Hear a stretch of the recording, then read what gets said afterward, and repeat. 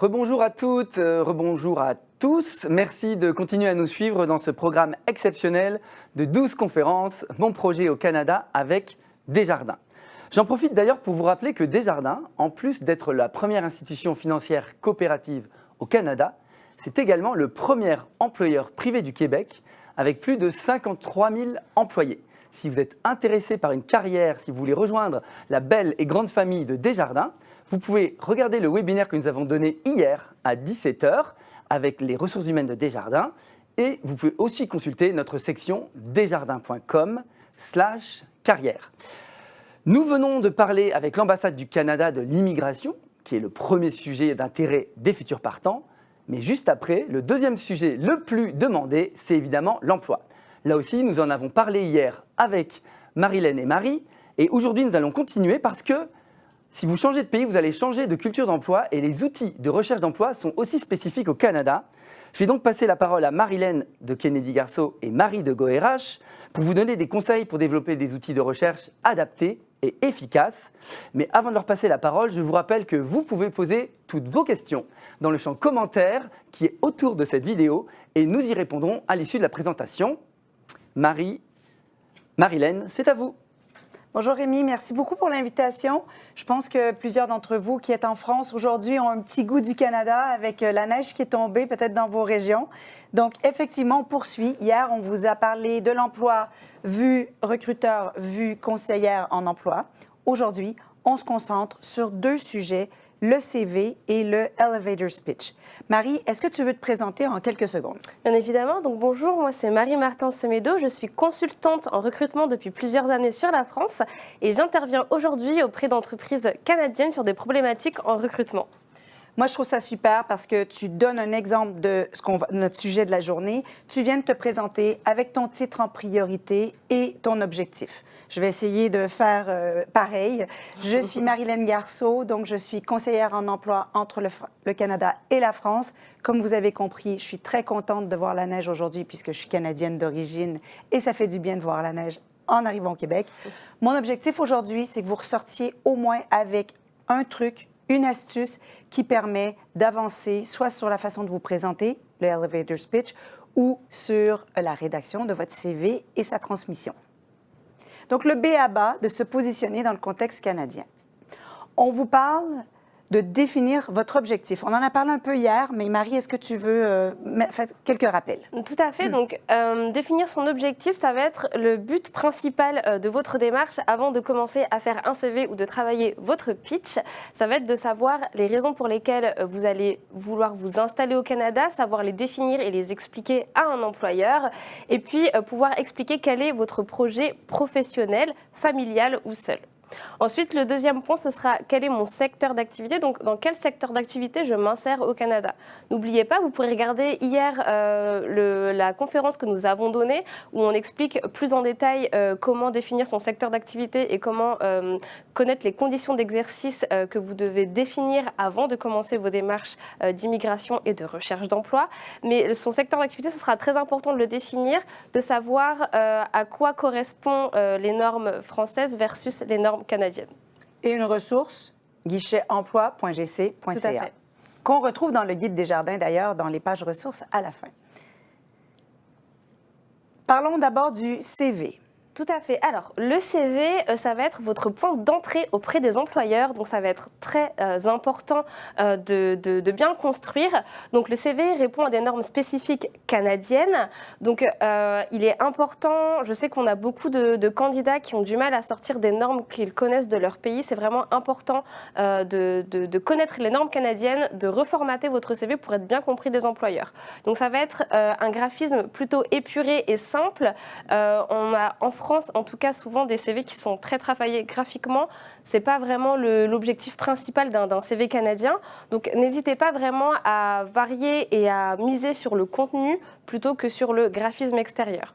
Et puis, je pense que le point le plus important, ça va être le contenu de votre CV. Généralement, on retrouve des CV candidats avec des listes de tâches qui reprennent des fiches de poste. Sachez que ce n'est pas ce qu'on recherche dans un CV canadien. On va rechercher vraiment des données quantitatives et qualitatives, c'est-à-dire que j'ai envie de comprendre avec des chiffres et des mots ce que vous avez réalisé dans votre entreprise, quels étaient les objectifs, les avez-vous atteints, oui ou non, et qu'est-ce qui a pu être mis en place grâce par exemple à des tâches ou à des missions que vous avez eues. Effectivement, hier, on parlait des 3 P. Moi, je parlais des 3 P du CV. Pour nous, un CV qui est efficace, il est précis, il est pragmatique et il est positif. Donc, je surenchéris sur ce que tu viens de dire par rapport au quantitatif. C'est que ce qu'on veut voir au-delà de tâches que vous effectuez et que vous avez effectuées, c'est ce qu'on appelle une réalisation. Donc, il y a une tâche ou un projet d'une certaine envergure avec un résultat. Donc, action, résultat va vous permettre d'avoir beaucoup plus d'impact et de pouvoir peut-être attirer l'attention plus rapidement. On continue sur le CV. On a parlé de la structure. Les informations personnelles, où en France, et notamment, hier, on a parlé de LinkedIn. Sur LinkedIn, vous mettez une photo et vous la mettez visible à tous. En France, pas de photo, pas d'informations personnelles, pas de statut marital, pas besoin de permis de conduire si jamais vous n'êtes pas pour un métier où vous devez utiliser la voiture. L'âge, le statut marital, tout ça, on ne met pas ça sur un CV canadien. Marie va d'ailleurs vous expliquer pourquoi. Puis on reviendra sur le vocabulaire tout après. Tout à fait. Donc, comme en France, on a des lois de non-discrimination, au Canada, c'est pareil. Il y a des lois qui sont assez strictes et qui font que certaines informations ne sont pas recevables, ne sont pas à mettre sur le CV. Donc, conformez-vous bien à ces normes, tout simplement parce que dans un premier temps, ça va donner à l'employeur une puce à l'oreille. Il va se dire, cette personne a fait des recherches, elle sait que le CV se construit de cette manière-là au Canada. Si vous arrivez avec un CV qui est aux normes de votre pays, cela peut montrer que malheureusement, vous n'avez pas fait les recherches nécessaires pour pouvoir vous présenter auprès d'un employeur canadien.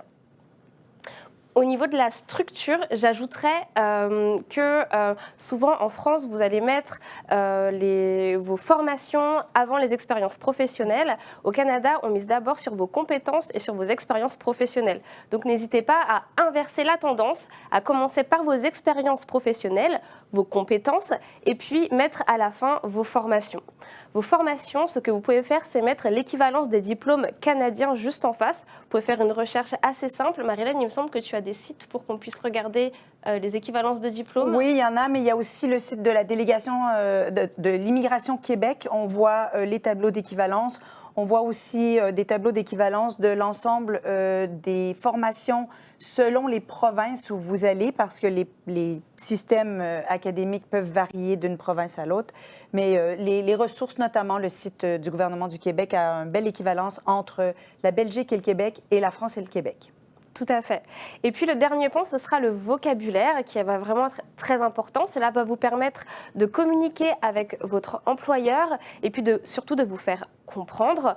Donc, faites une recherche sur le champ lexical de votre domaine d'activité ou de votre futur métier.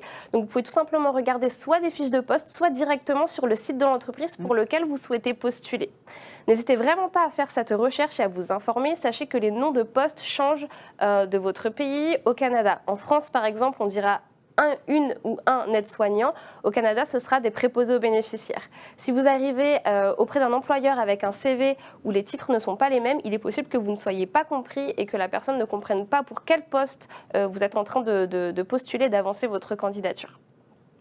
Et pour faire le lien avec notre autre sujet qui est le pitch, dans le CV, au tout début, vous avez vos informations personnelles dont on parlait tout à l'heure. J'ai souvent comme exemple les gens qui mettent leur nom et leur prénom très, très gros et puis qu'on voit éventuellement, s'il est là, leur titre, leur fonction plus petit. Et je fais le parallèle avec les boîtes de conserve de petits pois au supermarché. On ne voit pas Bonduel, géant vert et tout ça en grosses lettres comme on peut voir Biafine sur un tube. On voit plutôt petits pois à l'étuvée, petits pois et carottes et des choses comme ça. Donc, pour faire le parallèle, le mot G en verbe bonduel, c'est votre nom et votre prénom, tandis que les petits pois à l'étuvée, c'est votre titre. Alors, je dirais, mettez votre titre plus gros que votre nom ou à la limite de même taille, mais votre nom ne vous donnera pas de valeur ajoutée au premier regard en 18 secondes sur le CV.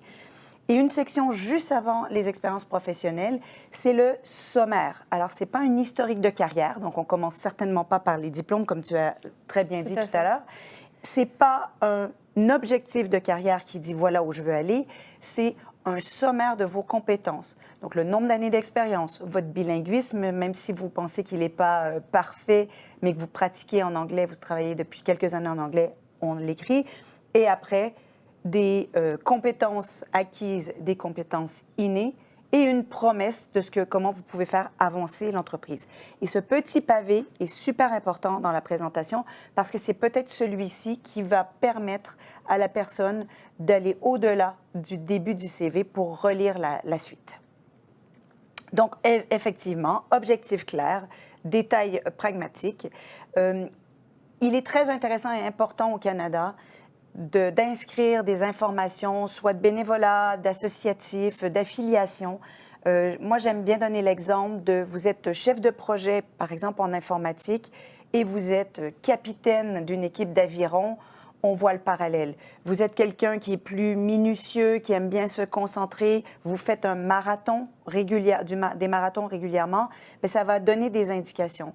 Vous êtes expert comptable et vous aidez des associations dans leur comptabilité de façon bénévole, ça a une vraie valeur au Canada. Et d'ailleurs, lorsque vous arrivez au Canada, une bonne façon de rencontrer des gens et continuer votre recherche d'emploi, c'est d'aller rejoindre des associations et puis de faire du bénévolat, qu'il soit associatif ou même corporatif.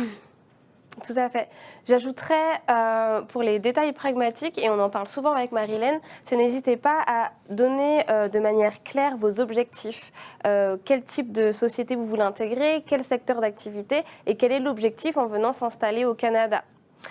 Le dernier conseil qu'on pourrait vous donner, c'est où proposer votre CV. On a beaucoup de retours candidats, mais vous pourrez regarder hier dans notre conférence, pardon.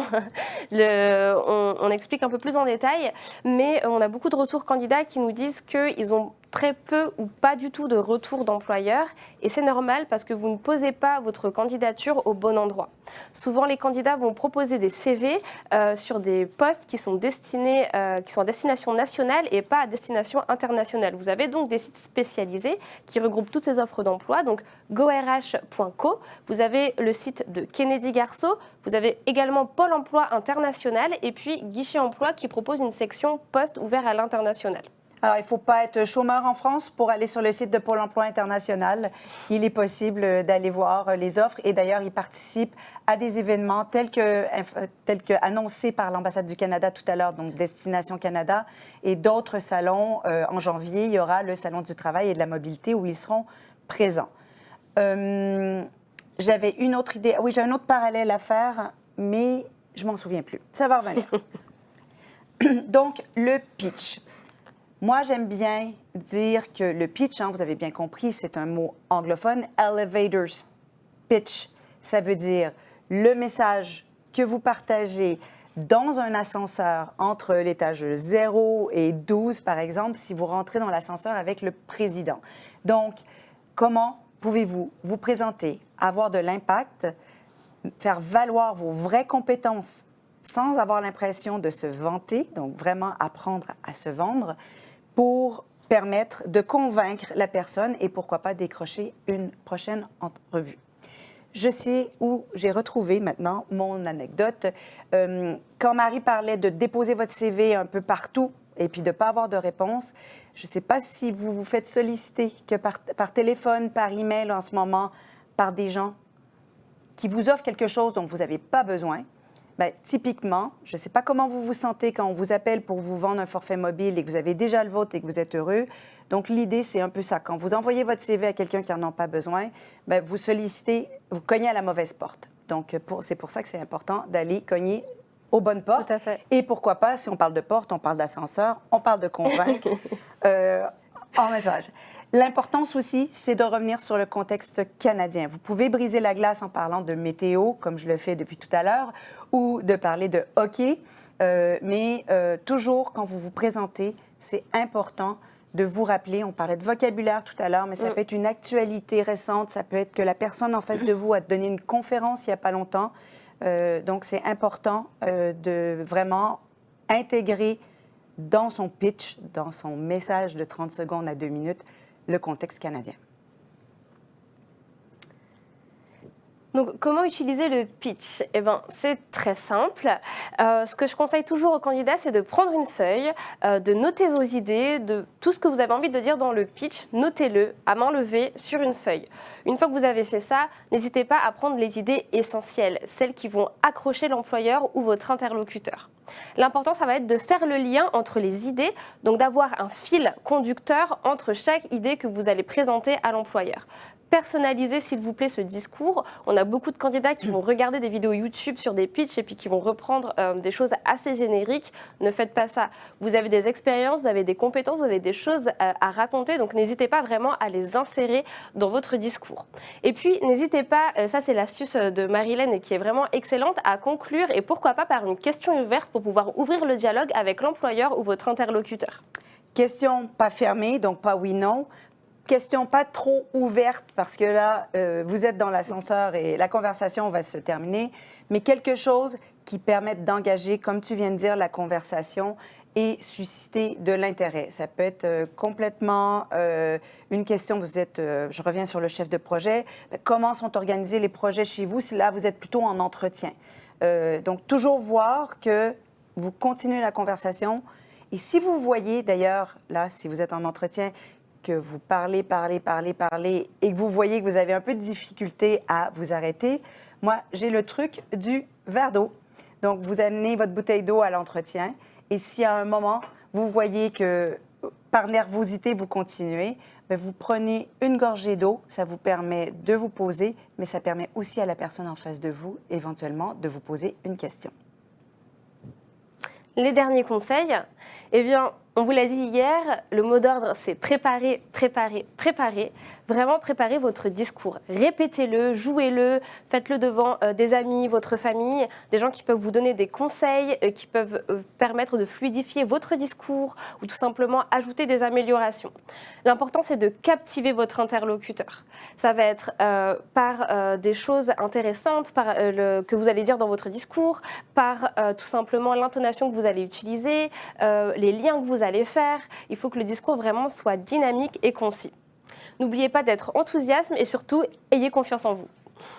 Complètement. Et puis, je trouve ça intéressant qu'on parle de tous ces conseils-là parce que on sait que votre projet débute à un moment précis et vous ne pouvez pas maîtriser tous ces outils-là du jour au lendemain. Il faut de la pratique, il faut mieux comprendre et tout ça. Ceci dit, quand vous communiquez avec nous, que ce soit pour faire avancer votre projet professionnel ou parce que vous voulez présenter la candidature sur un poste dont GoRH a, évitez déjà de nous appeler puis de dire « Bonjour, qu'est-ce que vous avez à nous offrir ?» ou « Bonjour, je veux partir au Canada ». On est très heureux que vous nous contactiez parce que vous avez un projet au Canada. Ça veut dire que vous ciblez bien votre message.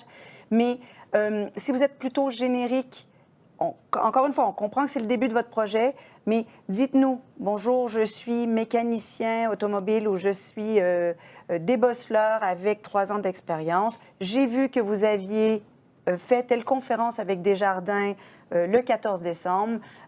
J'aurais aimé un peu plus d'informations sur ceci. » Donc, on parle d'engager la conversation. Engager la conversation en nous adressant déjà pour qu'on comprenne qui vous êtes. Tout ça, ça va nous permettre à nous d'apprécier que vous avez fait l'effort de comprendre le futur pays qui va vous accueillir, mais aussi d'engager la conversation beaucoup plus efficacement possible. Et tu as parlé d'enthousiasme, vos formulations, quand vous le pouvez, positif, parce que quand en France, on dit non, mais, au Canada, on dit oui, mais. Je vous laisse nous retrouver directement, donc soit les offres d'emploi sur gorh.co, où vous allez avoir toutes les offres d'emploi ouvertes à l'international sur tout type d'activité et tout secteur d'activité. Donc n'hésitez pas à aller jeter un coup d'œil, postuler directement. Et puis vous pourrez me retrouver sur mon LinkedIn, donc Marie Martens Semedo. Je vous laisse m'envoyer donc un message en privé si vous avez des CV à nous envoyer ou peut-être des demandes particulières. Marilène? Alors, vous nous retrouvez, Kennedy Garceau, sur YouTube et sur LinkedIn, dans la page en compagnie de LinkedIn, donc LinkedIn ou LinkedIn, comme vous préférez. Et nous avons la possibilité, si vous avez un projet qui est bien avancé, que vous maîtrisez déjà vos possibilités d'immigration, que vous voulez travailler vraiment sur votre recherche d'emploi, sur le CV, mais sur vos prises de contact, vos entretiens et tout. Donc, vous allez sur la page principale de kennedygarceau.com et vous avez un bouton pour une première consultation de 30 minutes. Je vous remercie. Merci, Marie. Merci, Marilène. Et merci à toutes les deux pour vos conseils très intéressants. Ceux d'hier, d'une part, ceux d'aujourd'hui, d'autre part. Je fais toujours le parallèle avec mon parcours de 7 ans au Canada, mais si j'avais su ça plus tôt en arrivant au Canada, j'aurais gagné du temps, puisque comme tout bon Français, j'ai commencé mon parcours à Montréal en envoyant un CV à la française et étonnamment, personne ne me rappelait. Après, j'ai juste enlevé la photo et mon âge, personne ne me rappelait. C'est au moment où j'ai vraiment intégré les changements dont parlaient Marie et Marilène que j'ai vraiment été plus efficace. Et deuxième exemple, le réseautage, effectivement, c'est quelque chose auquel on n'est pas habitué en France ou peut-être dans votre pays d'origine. Mais il faut savoir se présenter rapidement. Moi qui suis un grand bavard, c'est un vrai défi.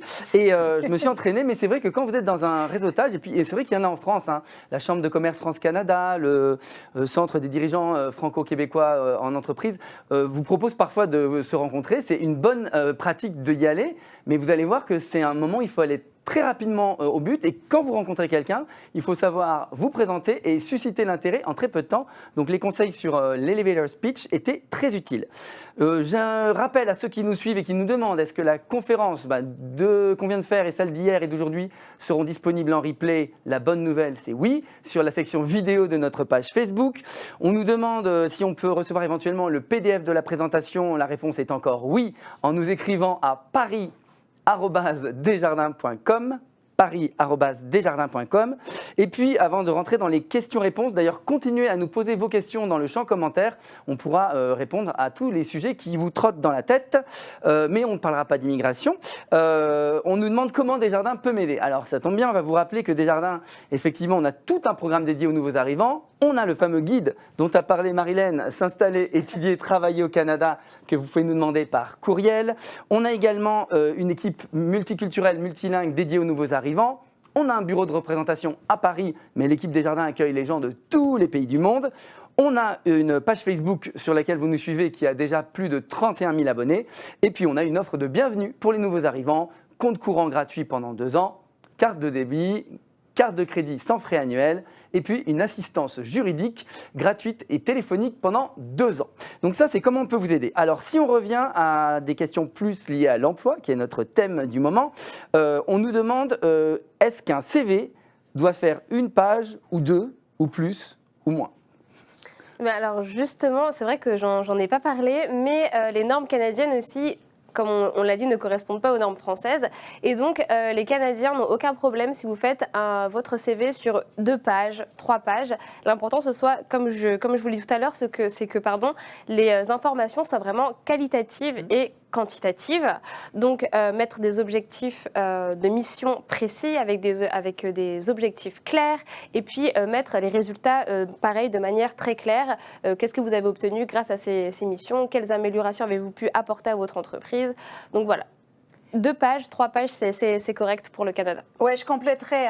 Il y a aussi le fait que si vous mettez tout sur une page et que vous jouez avec les polices de caractère et vous les mettez toutes petites, ça apporte aucune bonne information à la personne qui lit cette information-là. Donc, évitez, on a parlé un petit peu de design et tout. Si vous êtes en design, on peut comprendre que c'est plus créatif, mais mettez un lien vers votre book. Ceci dit, sur le CV, les couleurs multiples, les polices multiples, le gras des fois, soyez assez standard. Les titres plus grand que le nom des entreprises parce que SNCF ne sera pas nécessairement connu par quelqu'un au Manitoba. Donc, dans une conversation, vous pouvez parler de Via Rail, mais que c'est, je ne sais pas moi, 150 fois plus gros. Donc, faites vos devoirs par rapport à ça. Mais les polices de caractère, et donc, si vous faites toutes les sections comme il faut, ben, effectivement, une page, surtout pour des gens qui ont 15 ans d'expérience, c'est juste pas possible et c'est pas ce qu'on vous demande.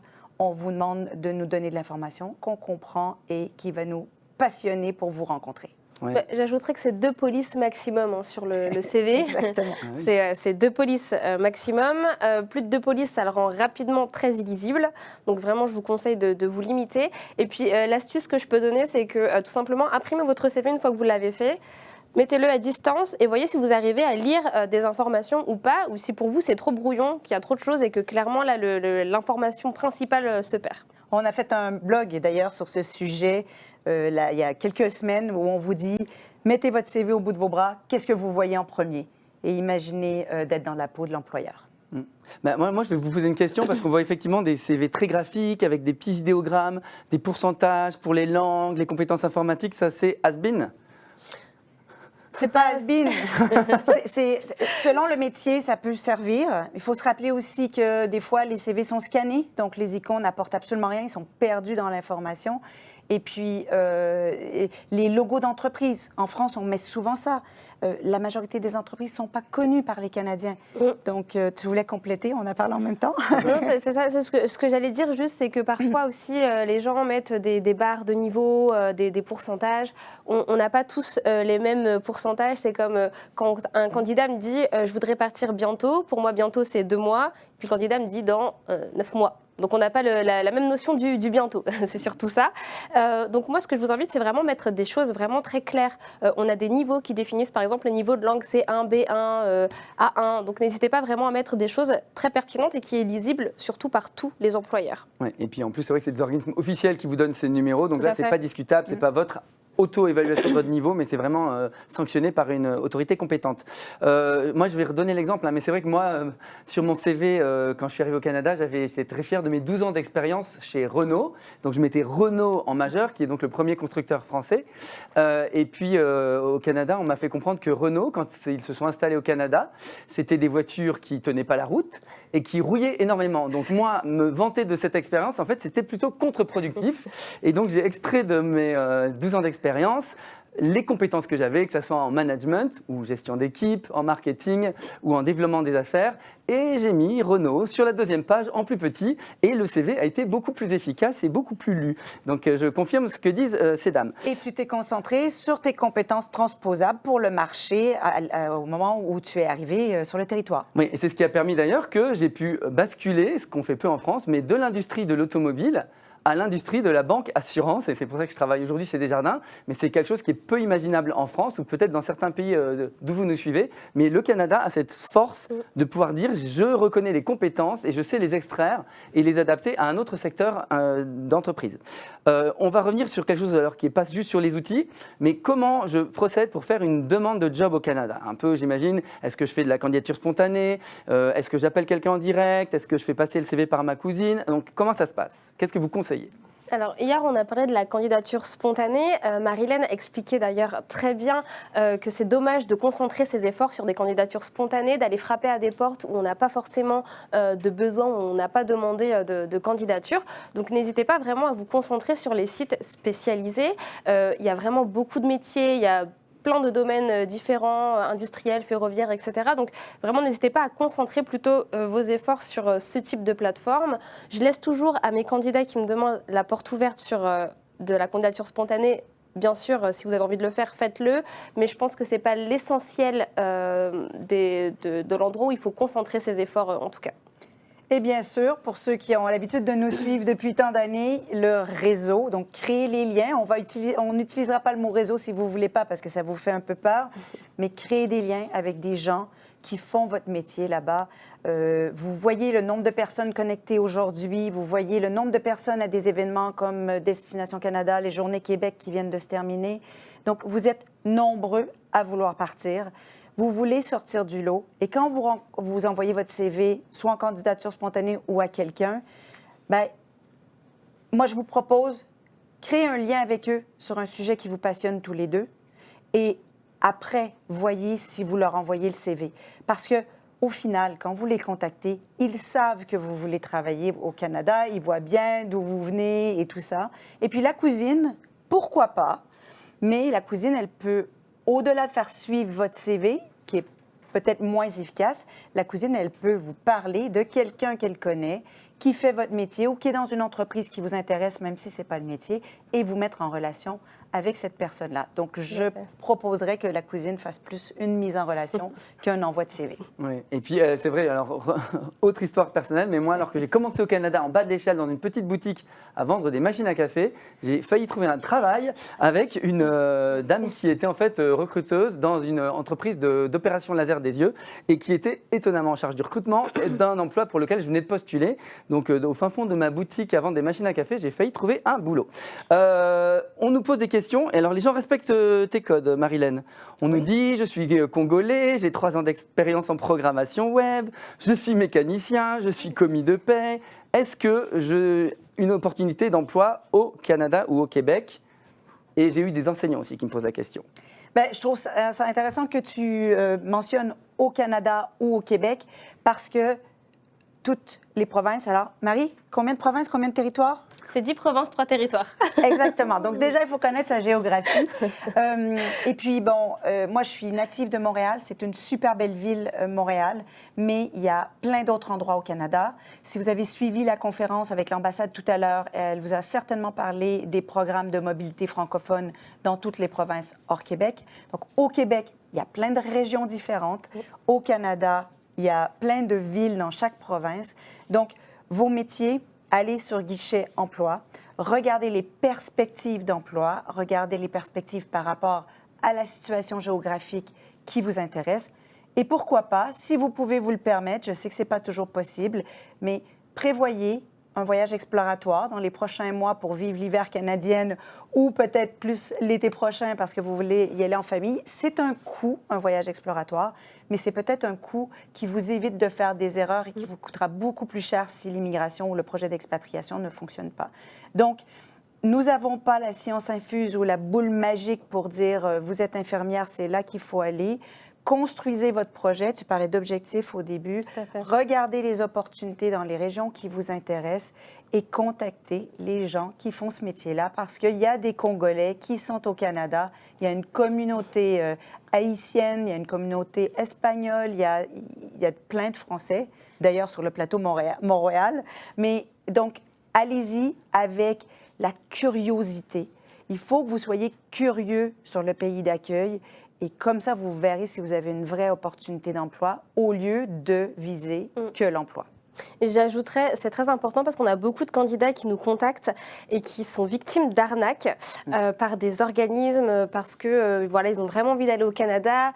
Ils sont contactés par ces organismes-là et puis déboursent des sommes folles pour au final ne pas avoir ni de visa, ni de permis de travail, ni d'opportunité de partir au Canada. Donc surtout, pour chaque pays, vous avez des fois des organismes ou peut-être des accords entre les pays. N'hésitez pas à vous renseigner sur des sites officiels et reconnus par l'immigration du Canada. Donc ne commencez pas à aller sur des sites où on vous demande de l'argent, où vous voyez que le site est un peu frauduleux, un peu bancal. Oui, puis Baptiste en parlait d'ailleurs de faire attention sur les URL. Oui. Si le formulaire vous demande votre numéro de téléphone d'entrée de jeu sans vous demander d'autres informations, là, je crois que hier à midi à la conférence, Julie Meunier mentionnait ce sujet. Elle l'a mentionné, on l'a aussi mentionné dans la conférence précédente avec l'ambassade du Canada. Effectivement, ça peut coûter cher. J'ai parlé de centaines jusqu'à des milliers d'euros. Et donc, c'est vraiment des montants que malheureusement, j'ai entendus quand j'ai rencontré certaines personnes. Donc, il faut vraiment se méfier. Marilène, tu nous as parlé de la mobilité francophone dans les provinces non francophones. On dit souvent que le Québec, c'est une province francophone. Mais dans la vraie vie, moi, j'ai vécu à Montréal et je sais que c'est une ville très multilingue ou bilingue. Alors, est-ce que c'est un vrai atout d'être bilingue et est-ce que c'est une obligation d'être bilingue pour travailler au Québec et au Canada? Mais alors, je dirais pas forcément. Ça va dépendre de votre situation, ça va dépendre de la province dans laquelle vous voulez immigrer, du métier que vous pratiquez. Est-ce que vous avez déjà en France ou dans le pays dans lequel vous êtes actuellement beaucoup d'échanges dans d'autres langues ou pas? Ça va dépendre de beaucoup de choses. Ça peut être un atout pour certains métiers, pour certains territoires où ça va être vraiment primordial. Et puis, il y en a d'autres où vraiment vous n'allez pas du tout avoir besoin d'avoir cette compétence bilingue pour pouvoir trouver du travail ou même saisir une opportunité avec un employeur. Je compléterai avec le fait que, déjà, il faut regarder l'employeur s'il exerce en anglais ou en français. Au Québec, on peut retrouver peut-être des communautés plus francophones, plus on va vers l'est du Québec et plus anglophones lorsqu'on se rapproche de l'Ontario. Je parlais tout à l'heure de votre bilinguisme. En France, on est élevé pour être parfait et de commencer à s'exprimer en anglais lorsqu'on considère qu'on est parfait. Il faut se rappeler que le Canada, c'est une terre qui a été fondée par des immigrants. Et donc, l'important, c'est de se comprendre. Donc, si vous avez travaillé 5 ans en anglais, rédiger des documents, rédiger des emails, faire des conférences, des appels, des appels d'offres, peu importe, là, je liste beaucoup de choses, mais si vous avez vraiment travaillé en anglais, au sens professionnel, vous êtes peut-être déjà bilingue. Donc, ne dévaluez pas votre potentiel en anglais. Et pourquoi pas, c'est un projet qui peut prendre plus de temps que prévu. Donc, pourquoi pas perfectionner votre anglais avant le départ et pas nécessairement par des formations, mais en allant rejoindre des groupes avec des intérêts communs que vous avez et de parler avec des étrangers qui sont installés dans vos pays, dans vos villes. Ça permet de délier et quand vous faites l'entretien et qu'on vous demande de parler en anglais sans que vous le sachiez, parce que ça va arriver en plein milieu de la conversation, on va vous poser une question en anglais pour que vous puissiez répondre. Donc, l'anglais peut être un atout sur plusieurs emplois. Il y a des communautés francophones hors Québec. Donc, oui, il est possible de trouver des emplois en français. Perfectionnez votre anglais, dévaluez pas votre force que vous avez et puis allez-y, c'est possible. Oui, effectivement. Et puis, parce que c'est vrai que le Canada, c'est un pays qui est officiellement bilingue. Donc, moi, je pense que, et pour votre vie privée et professionnelle, ça peut être un atout. En plus du conseil de Marilène, d'éventuellement prendre des cours ou aller dans des groupes de discussion, moi, je recommande aussi de regarder des séries, comme on en regarde tous en ce moment, et je ne fais de la publicité à aucune plateforme, mais switcher les langues et commencer à regarder les séries en anglais, sous-titrées en anglais, pas dans votre langue habituelle, français ou autre, mais vraiment habituez-vous à entendre et à lire l'anglais en même temps, de manière synchrone. Vous allez vraiment dérouiller vos oreilles sur l'anglais. En plus, c'est souvent de l'anglais nord-américain, donc vous serez prêt pour vous intégrer au Canada. On a une question un peu pointue, mais pas tant que ça. Est-ce qu'il y a plus d'opportunités de trouver un emploi dans le domaine privé que dans le domaine public? Et question sous-jacente, est-ce qu'il est effectivement possible pour un nouvel arrivant de travailler dans une entreprise publique? Alors, je pense qu'on le répète et c'est vrai que mais c'est la vérité, on n'a pas la boule magique et en fait, cela va dépendre vraiment de votre profil. Il y a des profils qui vont s'insérer beaucoup plus facilement dans certains contextes et d'autres profils qui vont s'insérer versus dans d'autres contextes. Donc, je pense que l'essentiel, ça va être quand vous construisez votre projet de s'installer, de migrer au Canada, ça va être vraiment de regarder au niveau de votre profil de migration, de secteur d'activité, de votre métier, ce que vous pouvez faire et ce que vous pouvez réaliser. N'oubliez pas de regarder bien à quelles normes vous correspondez au Canada. Est-ce qu'il y a des demandes spécifiques pour exercer votre métier? Est-ce que votre secteur d'activité est ouvert ou non? Est-ce qu'il y a des ordres auxquels il faut appartenir avant de pouvoir exercer tout simplement ce secteur d'activité? Donc vraiment, c'est des renseignements qui vont pouvoir vous aiguiller sur toute cette partie. Est-ce que je peux plutôt être dans le secteur privé ou public? Effectivement, également. Pour ne pas perdre de temps à vous préparer et peut-être d'avoir de nouvelles déceptions pour des non-réponses, regardez les exigences du processus de recrutement parce qu'il est fréquent que dans le public, il y ait des examens à faire et parfois quelques exigences locales. Donc, regardez bien la spécificité selon si c'est une ville, une organisation semi-publique, semi-privée. Mais le processus de recrutement peut vous donner des indications et vous permettre de mettre votre énergie au bon endroit. Et puis, c'est vrai qu'il faut rester toujours connecté à la réalité du terrain, parce qu'il y a des métiers, par exemple, quand j'ai pris le poste il y a 6 ans, les métiers d'enseignant, qui sont, je crois, un des plus beaux métiers du monde. Venez nous voir dans les événements. Et malheureusement, à ce moment-là, le Québec et le Canada ne recrutaient pas à l'international ce profil. Mais la démographie étant, aujourd'hui, ils viennent chercher, et ils étaient notamment avec nous aux Journées Québec récemment, pour chercher des enseignants. Donc restez connectés. Ce qui était vrai il y a 2-3 ans peut avoir changé parce qu'on l'a dit aussi hier, hein, le marché de l'emploi est très porteur, le taux de chômage est historiquement bas au Québec et dans tout le Canada. Donc des métiers non demandés à l'international le sont aujourd'hui. On va prendre la dernière question, et qui est concrète et qui va faire le lien avec vos liens utiles. Est-ce qu'il existe des bibliothèques de modèles de CV auxquels on peut se référer pour construire son propre CV à la canadienne ? Il y a des modèles sur les différents sites. Je pense notamment que sur le site de Immigration Canada, pour postuler un PVT, il y a un modèle et tout.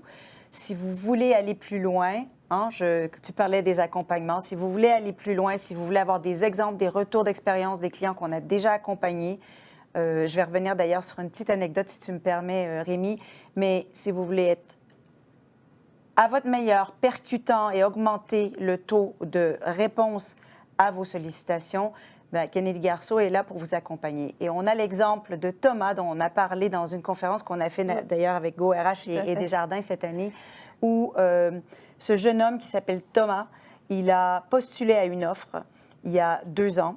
On lui a fait une offre qui était absurde et très basse. Pendant la pandémie, nous avons travaillé avec Thomas. Thomas a finalement réalisé qu'il pouvait postuler un PVT. Il a obtenu un PVT. Il a refait un entretien avec cette entreprise-là. Et si ma mémoire est bonne, on lui a offert 20 000 $ annuels de plus entre les deux. Il y a 1 an et demi entre les 2 entretiens. Et il a pu finalement partir, mais dans des conditions qui lui permettaient de faire vivre l'ensemble de sa famille. Donc, nos clients trouvent soit avant de partir ou quelques semaines à leur arrivée s'ils ont une autorisation de territoire, dépendant de la date de départ de votre projet et puis si le projet est concret, on peut être un des éléments qui dynamise. Et si les accompagnements, ce n'est pas ce que vous voulez, on a une série de conférences, d'ailleurs, qu'on fait souvent avec Desjardins sur notre page YouTube que vous pouvez consulter. Marie, est-ce que tu as quelque chose à compléter? Non, je pense que c'est très complet. Et on va clôturer la session de questions-réponses de cette conférence. Merci vraiment du fond du cœur, Marie-Laine et Marie. J'aime beaucoup travailler avec vous et ça s'est encore prouvé aujourd'hui. Nous allons rendre l'antenne pour quelques minutes. On va se retrouver pour la prochaine conférence à 14h, heure de Paris, sur un thème vie quotidienne et différences culturelles, parce que là aussi, il faut se préparer à des chocs culturels en arrivant au Canada. À tout à l'heure. Quand tu arrives au Canada, tu te dis ça va, ils parlent français, ça va être facile, mais pas tant que ça. Au début, tu vis pas mal dans la comparaison entre la France et le Québec. Tu comprends pas en fait les façons de faire, la culture, les habitudes, et même le système bancaire est différent. Tu vois, c'est drôle parce que ma famille en Martinique vit exactement la même chose avec les gens qui viennent de métropole, mais je le comprenais pas avant d'arriver ici. Et ça m'a bien pris 2 ans pour vraiment sortir de mon cercle fermé de nouvel arrivant, d'aller vers les gens, de m'entourer du monde d'ici en fait, et d'arrêter de comparer. Et pour les différences au niveau financier, j'ai été accompagné par ma conseillère.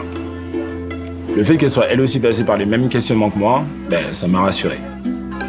Desjardins pour les nouveaux arrivants, c'est juste parfait. Et maintenant, je me sens vraiment bien avec ce style de vie. Profitez d'un accompagnement personnalisé à chaque étape de votre projet d'arrivée.